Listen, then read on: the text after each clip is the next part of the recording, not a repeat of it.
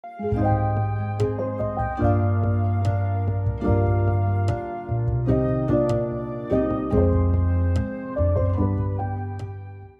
to the third episode of Marketing by the Minute, Season 4, Breaking Barriers, brought to you in part by the students of Dan Purdy's Integrated Marketing Communications class. We're here, we'll be meeting with alumni from diverse backgrounds in the hopes of breaking the barriers of entry to the marketing community and building bridges through meaningful connections and stories from those we admire. I'm your host, Kyle Berg, and today we're joined by Nabeel Chowdhury and Mariana Flores. I'm your host, Kyle Berg, and today we're joined by Nabeel Chowdhury, a Western Washington alumni who graduated back in 2012 with a bachelor's in business administration with a concentration in marketing and finance. Throughout this episode, we'll be exploring Nabeel's academic and professional career and how he would build a bridge between the two worlds as a person of color. Nabeel, thank you for joining us today. Happy to be here. So you graduated back in 2012 with a degree in marketing. What have you been up to since then? So I was fortunate enough right after graduation to be able to find a job. Thankfully at Western, at a career fair, I was able to meet an individual and that turned into an internship for me. So I was really lucky to jump right into a marketing and recruiting coordinator job right at a school. And I was actually doing that internship while I was in school as well. So when I graduated, it was great to be able to show prospective employers that I had a year of employment experience already from my internship, which then that marketing and recruiting internship turned into just a recruiting job, which is an industry I've been able to stick in for over the last 10 years now.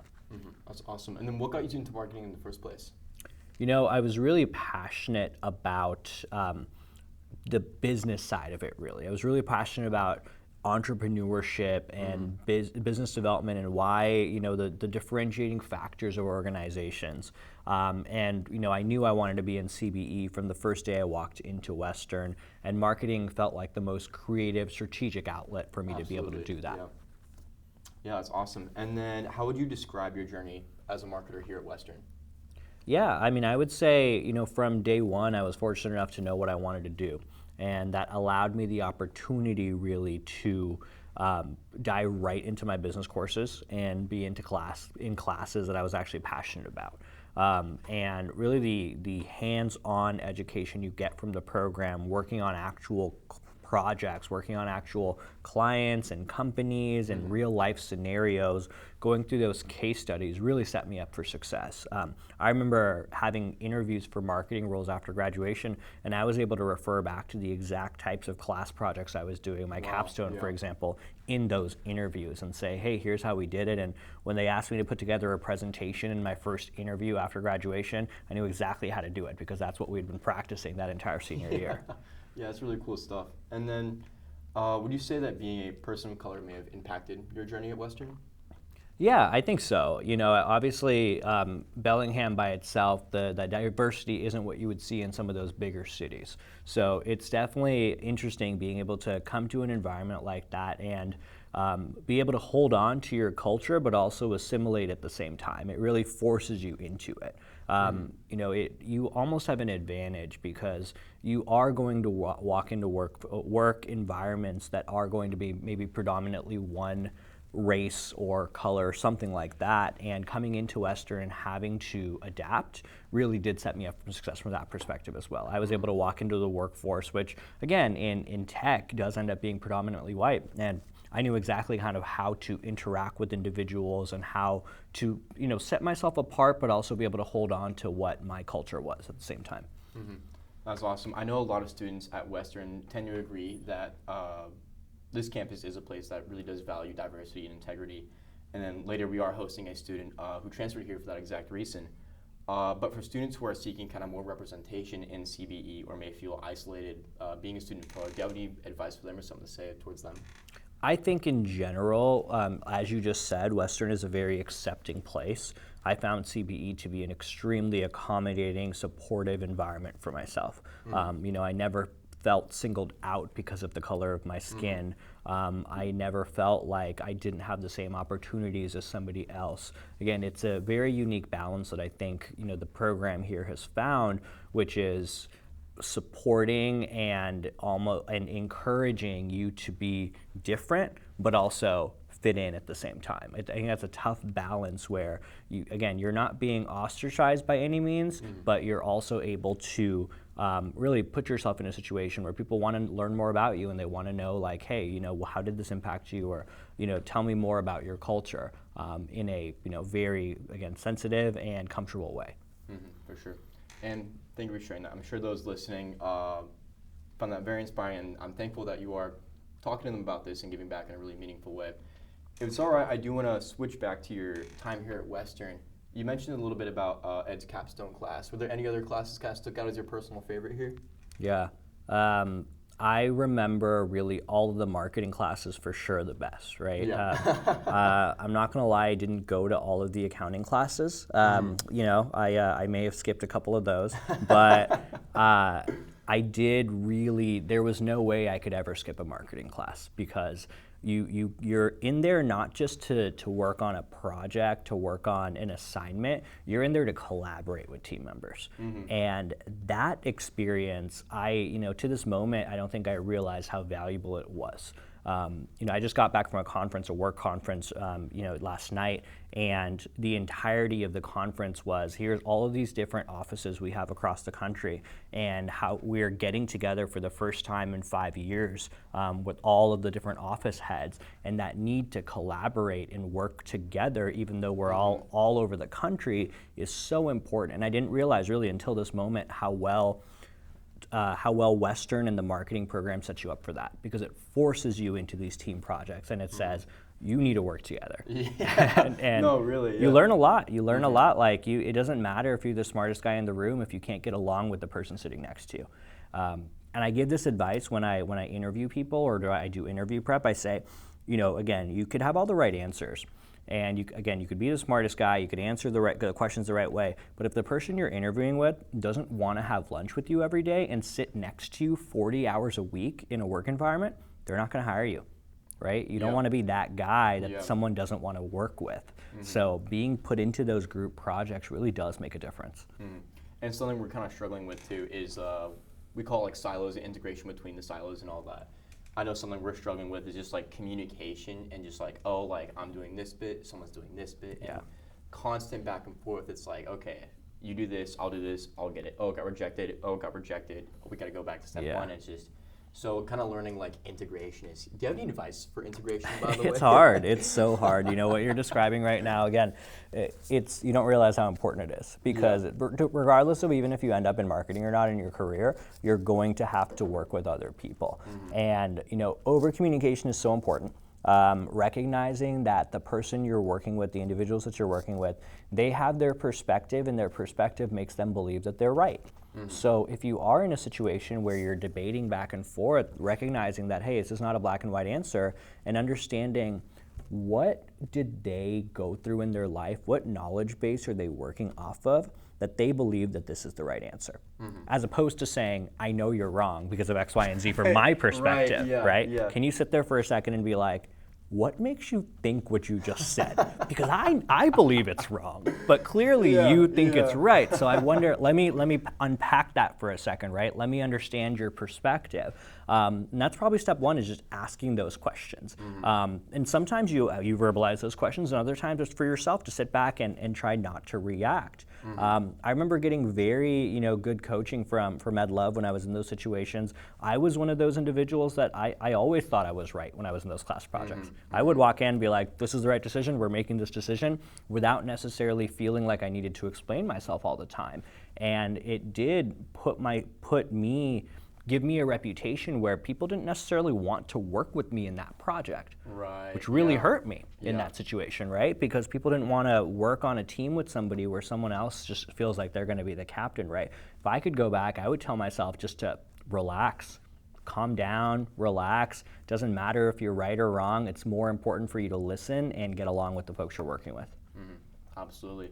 You actually just answered my next question, which was, if you could go back, what would you change? Would there be anything else you would go back and change, or would you just kind of kick back, hang out? I don't know about kick back and hang out. I would definitely let myself enjoy the moment more, right? When you're a student, all you want to do is graduate and get out of here. And you don't realize, Yeah, I hear that. yeah, you hear that from everybody. Everybody will tell you the same thing, so you know it's right. Yeah. Right? I got out of here way too quickly. I should have, stayed longer and really soaked it in, because once you get into that work environment, I mean, you don't really get a break after that, right? There's no summer vacation, winter break, spring break. There's none of that. It's just a constant grind, right? Yeah. So taking the time to enjoy yourself while you're in college and in these classes is great.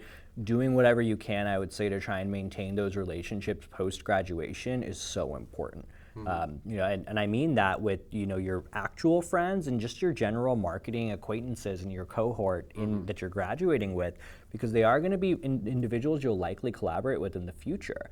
And it does get really isolated after you graduate, because you're no longer going into a classroom or in an environment where you're meeting people every day and you're socializing, right? And you may end up in a job that's fully remote and you are never physically seeing team members. So that the need to keep those friends and those classmates and keep those relationships going post-graduation is really important, and it has to be intentional. It's not going to happen naturally. If you don't have a plan to proactively reach out to people post-graduation, you're not going to keep those connections 2 years, 5 years down the road. Do you have any recommendations for trying to keep and maintain those connections? I know like LinkedIn might be a huge resource for that, because kind of applauding your fellow classmates at their celebrations or their promotions or whatnot. Do you have like any other advice for that? Yeah, I mean, try and make it as real life in person as possible. Makes such a big difference. I mean, we all know the downsides of social media, and it's not always real what you're seeing somebody else post, and what everybody's trying to put their own best foot forward when you're talking about social. You don't really get to know somebody or get to build those relationships unless you're in person, at least on video, right? So don't let yourself get caught in that hole of like, well, I DM'd with a few people this week, that's enough. Like, you got to make yourself get out there. Maybe you guys do a networking group. Maybe you have some sort of club after graduation. I play Settlers of Catan. I play board games in real life with my friends every weekend. We get together and we do something, right? So just having little things like that are in-person gatherings to build those relationships makes a difference. Yeah, kind of like small but meaningful. Yeah, small but meaningful. Definitely intentional. If there's certain people that you enjoyed spending time with in college, and maybe you all end up moving away from each other and going all over the country, find a way to get together regularly, right? Find excuses to go on vacation together, or maybe you find some sort of conference or like marketing networking opportunity that you're like, guys, everyone's going to go to this. Maybe it's back to Bellingham, right? Maybe it's like, guys, let's get back together. Let's do something. Let's get together. This thing's happening. Kind of need that somebody in the group to sort of lead that effort to try and keep those connections alive. For sure. And then another question I have for you is, you're part of the marketing advisory board Correct. at Western. What does that mean, the marketing advisory board? Sure. The Marketing Advisory Board is really intended to give an outside perspective to the department, really the department heads, on what's really going on, out in the industry, any opportunities for alumni engagement, and what could we be doing to help better the students more. So we have different committees within the Marketing Advisory Board that's more action-oriented. So like I mentioned, one of them might be a fundraising committee, because we want to make sure the students every year have enough dollars to do the activities that they want to do. And maybe that's a trip down to Seattle to meet with different companies, things like that. Maybe it's scholarship dollars. But it's really also very important to me as a part of that committee to keep to do exactly what we were just talking about, which is how are you engaging with the program and engaging with each other after graduation. That alumni engagement aspect of it is a really important part of the advisory board as well. And in general, just again, any feedback going back to the department on like, here's what we see going on in the industry, here are the type of classes we think are going to be really important, here are the type of technology changes we're seeing coming up, software, things like that. For sure.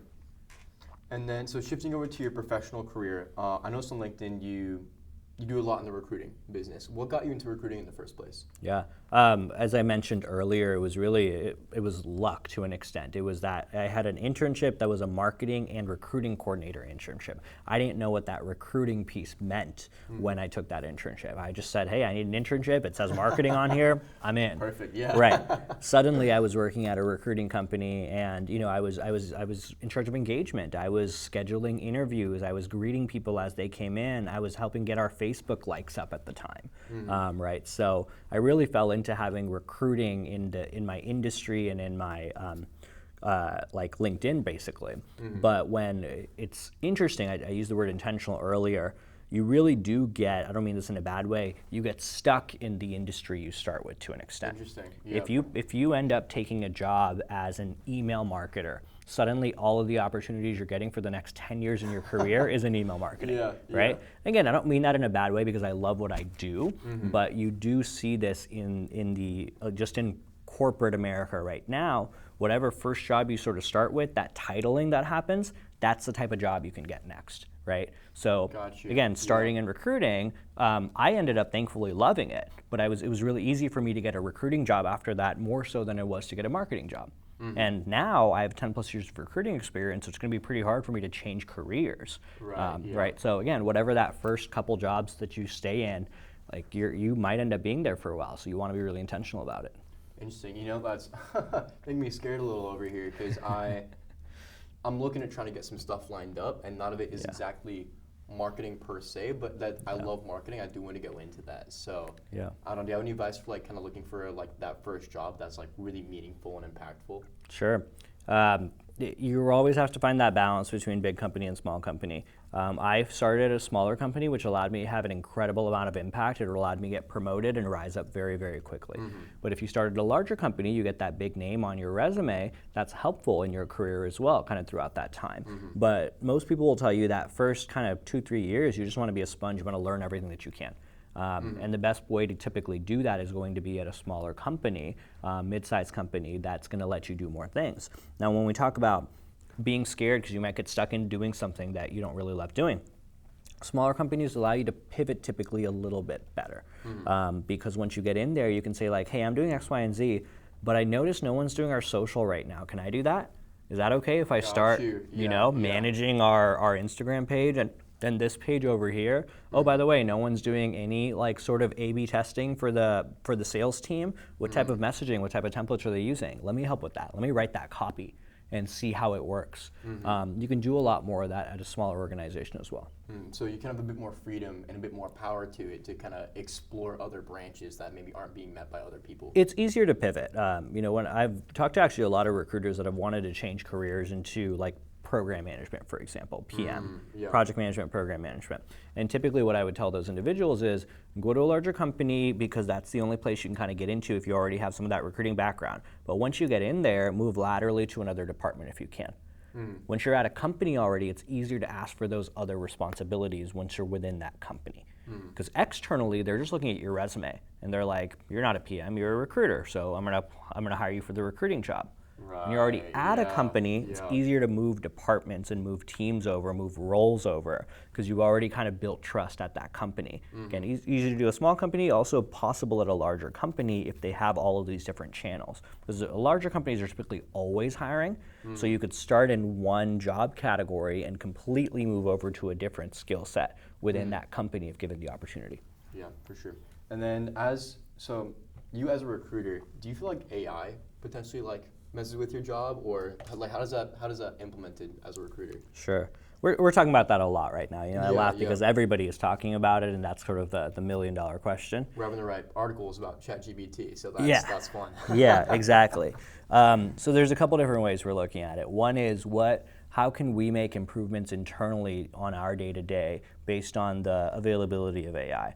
Can I, for example, a really simple form of this is when we typically send candidates over to clients, I would take your resume, but I would also write a little summary. I might do some bullets based on the conversation you and I had, and I may send that over to the client as just a quick snippet of what you can do before they even click on your resume. Well, GPT can do that for you in an instant now. Yeah. You just say, hey, I'm going to send this resume over to a client. Can you write a summary? And it can kind of do the whole thing. Got you. Okay. I mentioned sales templates earlier. I also run business development in our organization. All of that writing of all those templates and what works and what doesn't work, and hey, how do I respond to this email? GPT can do for you. So I personally am not looking at it as hey, this is gonna negatively impact my industry, it's gonna take my job away. I'm saying, wow, it's taking a lot of the stuff away that I don't wanna do anyway, which is spending like tedious time writing things up and things like that. That's one example of it. So internally, how can we use it to create efficiencies and get rid of some of the lower level work, which allows leaders to be more strategic and spend their time doing things they might actually want to do. The other side of it is when we talk about recruiting, what jobs are going to actually be valuable in 5 years given the improvement of AI? Are you still going to need certain skill sets? You know, within marketing, right now there may be assets you have to create for social or email and things like that, digital assets. That's going to be significantly easier for you over the next few years. You're just going to be able to tell a tool like, hey, we're having this event, can you create a graphic for me? And it'll do that. So again, isn't that good to an extent if you're able to use it the right way, as opposed to thinking this is taking someone's job away? That person whose job is impacted can actually do higher level things now. Whereas they don't have to do the production work, if you would put it. The busy work, or production Yeah, work. exactly. For me, there's a lot of talk about it. I know there's professors who love it, professors who hate it, because they use ChatGPT to write their articles, and of course on the top they forgot to cut out I'm an AI, this, that, so they see that and get graded on their paper. But I think of it more as like a basic, like the way a hammer is a tool. I like to think about it like that. I help it, and it assists me like my research for all my papers and whatnot. Not saying I'm like, hey, like write my paper, but it's like, hey, like is this source trustworthy? Yep. You know, I don't want to take the time to read through it. Just give me a quick brief. Should I trust this? And yeah, that's exactly right. So now, Nabeel, we're going to move on to our next segment, which is Tough Talks, where students from an entry-level business class were given the opportunity to ask you questions about your career and your time at Western. So we'll jump right into that. Our first student here asked, what are the 3 biggest learning curves you have come up against since graduating? Learning curves, yeah. Yep. So an easy one is what we talked about earlier. It's just that those interpersonal skills with team members. You know, you're not just going to be working in a silo anymore. You're going to have to be able to really figure out how to work together and get buy-in from team members when you want projects to be successful. Similar, but I would say worth pointing out by itself is the need to over-communicate with your superiors and your leadership as well. You know, you're going to walk into an environment where it's almost show me your work, right? But you have to show me your work in a corporate environment as well, which is saying, here's what I did this week, clearly articulated out with KPIs, with metrics to your bosses. You're not just saying like, I'm doing my job, leave me alone. You're having to kind of show it along the way and over communicating that aspect of it. Things you might think are not important, but would be so. Lastly, I would say focusing on, I mentioned recruiting for me as something that I really was able to dive deep into. I would recommend doing that for anybody kind of graduating. Really focusing in on like one channel or potentially one specialization and learning that itself. It's going to be hard, and a lot of times you walk into it. You know, you walk into a role that you think is going to be very 360 marketing, but then day one it's like, no, we just want you to work on, you know, our Twitter feed because that's what's most important. And you're going to have to get really technical and learn along the way. Okay, what's working within Twitter? I really didn't focus on that as my channel for the last, you know, while I was in school. So whatever that channel or specialization might be, really diving deep into that, I think, is going to be one of the humps to overcome. Awesome. And then another student here asked, I feel like it's more difficult for me to network and create a presence in the business world. Is it something you've also struggled with, and do you have any advice for those who are struggling? Yeah, I think today more than ever it's difficult because there's so many people looking for jobs and so many people looking to network because of where the economy is. There's not as many jobs. It's just something that you have to power through, to be honest. I might have been able to tell somebody 5 years ago, like, hey, just reach out to 10 people and most of them will get back to you, and that'll be a good point. Now it's like 1. Right, exactly. Yeah. So now instead of reaching out to 10 people, you got to reach out to 100. And that is truly just power through it. Don't think about it. Don't think like, oh, I spent so long writing this perfect email to this one person. I feel so good about it. No, write 100 emails, right? And don't think too much about each specific one, because the chances that individual is going to get back to you today is lower because their inbox is saturated. They have already so many people on LinkedIn and email messaging them. So it's just more of that effort.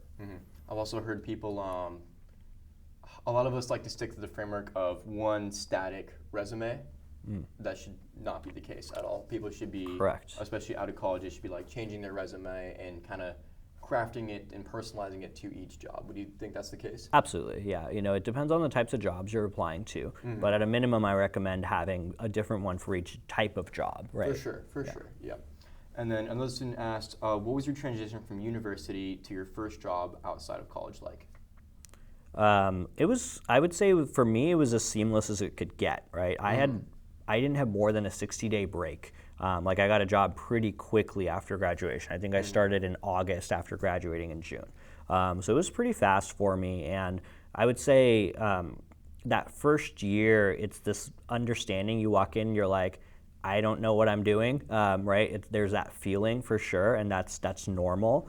There is that feeling of you're either going to be in one or two of the situations, or either going to say, am I doing enough? Am I not, meeting expectations? Or, oh my gosh, I'm so overworked. I have so much to do. I'm panicking. Just depending on the person's personality, right? And all of those things are totally legitimate, and most people will find balance after that first year or two. That first year, it's the pendulum could swing every day if you let it. But eventually, you kind of find your footing. You settle in, and it takes 3 to 6 months on a job before you really know what you're talking about. For sure. And then another student asked, how does ADEI play a part in your career as a recruiter? We are always looking to provide diversity to our clients and to hiring managers that are looking to hire. And we're trying to provide diverse pools. What we recognize more than anything is each one of us, whether we want to recognize it or not, has unconscious bias. And that goes into the candidates that we choose to interview after looking at resumes.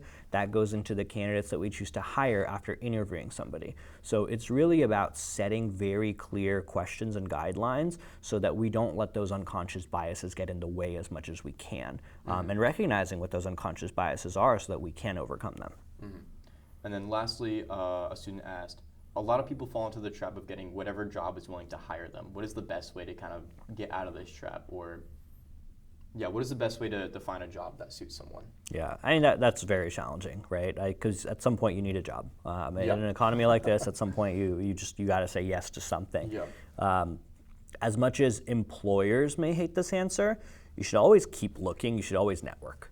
Right? Even when you get that job, you should not stop networking by any means, even if you think it is a great job. You always want to be improving yourself, whether it's through additional certifications or more networking opportunities, or while you're at the job asking for more opportunities that are there. So I really hesitate to tell anybody right now, like, hey, don't take a job. Because they're hard to get, and unless you're getting 3 offers in a 1 week period, you should probably take a role instead of passing up too much. I definitely would not worry about the money if you can afford to do so that first year. I would absolutely take a role that's at a good company, at a job that seems to make sense, at a much lower compensation than I was expecting, because you'll make up for it tenfold over the course of your career, kind of getting started at a lower paying role, but then having that build your resume a little bit. The first 1 to 2 years of experience is the hardest to get. So you want to jump in as quickly as you can. And like I said earlier, even if it's a job you don't end up loving, maybe you can pivot once you're there, even within the same company. Awesome. Well, unfortunately, that's all the time we have today. Nabeel, thank you so much for joining us today. We really appreciate you taking the time here and giving back to Western students in a really meaningful way. If you would like to connect with Nabeel, you can connect with him on his LinkedIn at Nabeel Chowdhury. We're good. Thanks, guys. And that was time with Nabeel. I want to thank him again for his contribution and willingness to give back to the Western Marketing Program. Now I'm joined by the wonderful Mariana Flores. She'll be joining us today. Fun fact of Mariana is she's the future VP of SMA next year. Mariana, thank you for joining us today. Can you introduce yourself, tell the guests a little bit about yourself, so like your current year, your major, and your plans are after graduation? Yeah, so I'm currently a second year, and I'm hoping to major in marketing. And after college, I'm not sure exactly what I want to do, but I know I want to go into the tech field.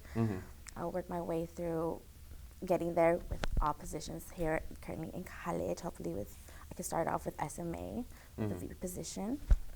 But yeah. Awesome. I know I didn't figure out what I was going to do until 2 years here. But now we're here and we figured out along the way. Now I understand that you transferred from Oregon. I'm a little biased, but I think you made an excellent choice transferring here. Can I ask what inspired you to move up here? Yeah, so my school, it wasn't that safe for its BIPOC students. I felt it wasn't that safe because of the political climate that was happening. And I just felt like it also didn't fit me, the school personally. So I tried my hardest into getting as many scholarships and speaking to as many people about like what other opportunities in schools there was. And a big thing of mine was people always were saying that I couldn't go out of state. Like it wasn't just an option for me. Like I just wasn't gonna make it. And I really wanted to prove them wrong, so I did. So I went to as many professors and advisors to talk about what scholarships there were that could help me transfer to another state. And when I saw my main academic advisor, she recommended Western Washington, and also I have a friend who came here, so I had an insight on what it was like, and I just felt it really connected with my values and like what I wanted to see in a school. So I was like, perfect, I'm gonna go there, I'm gonna transfer, and I'm gonna have my dream of being going to a school out of state, because that's what I wanted to do the most. That's awesome. Well, we're really happy you're here. Thank you for joining us. Now, you're also taking over VP of SMA in the fall. What made you want to take on that challenge?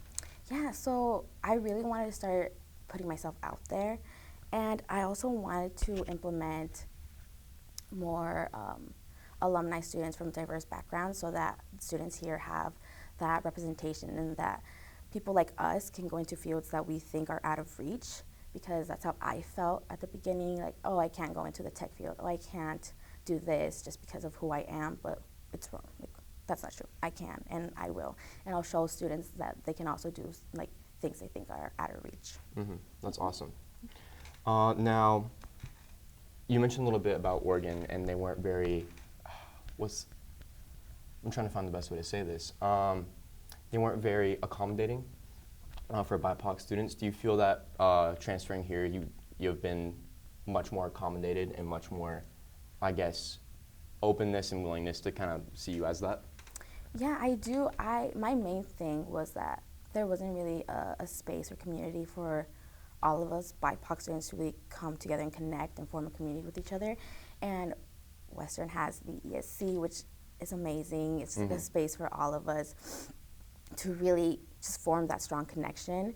And with that, I've been able to meet people from all type of backgrounds, and they inspire me to do all many things because they're doing amazing things themselves. So I'm just like, people like me are doing these things that I thought were out of reach, but I know now that it's not. That they tell me their journeys and their trials and their tribulations, and I just know that I can do it if they can do it because they inspire me. Awesome. And ESC, what is that exactly? ESC is an Ethnic Student Center, and it's just a space for us students to have just a safe space to talk with each other, mingle, get to know all the other students that are here at campus, because we are a small community, but because we're small, we're still connected. That's awesome. And so, Mariana, for students who are trying to seek representation in CBU, or maybe they feel isolated being a student of color, do you have any advice for them as they look further into their career here at Western? Yeah, I would just say try to put yourself out there, which I know everybody says that, but for us, everything is kind of against us in a way. So we all have to look for all the resources and opportunities there is, which is why I wanted to go into a leadership position with SMA, so I could figure all that out and try to give as many resources and opportunities to students like me, because it is hard, especially if for example, there's a lot of BIPOC first generation students. We don't know what resources to ask for and opportunities, so take advantage of the academic advisors, student outreach services. They're perfect as well to help with anything. And within the CBE, that's how I kind of got into it with my student advisor or academic advisor.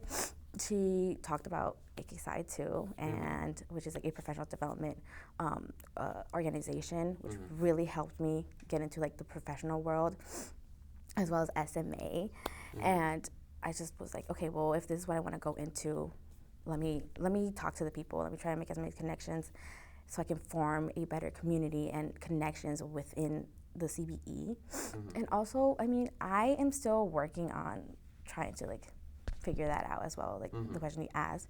But it's all just putting myself out there and trying to figure out the resources that Western has, which I feel could be better for students like us, but it will take time. But that's why I'm here, to try to figure it out and give it to students like me. That's really awesome, and I'm glad you're doing that. Thank you so much. Mariana, I want to thank you again for being on Marketing of the Minute, Breaking Barriers. We look forward to seeing you around campus and in future SMA meetings. If you have any further questions regarding SMA, you can find more information on the club's Instagram page at SMA_WW. And you can also connect with Mariana through her LinkedIn at Mariana Flores. Thank you. Thank you for listening to the third episode of Marketing by the Minute, Breaking Barriers, featuring alum Nabeel Chowdhury and Student Rep Mariana Flores. Make sure to follow all the marketing program socials linked below to keep up with all future episodes. And with that, until next time.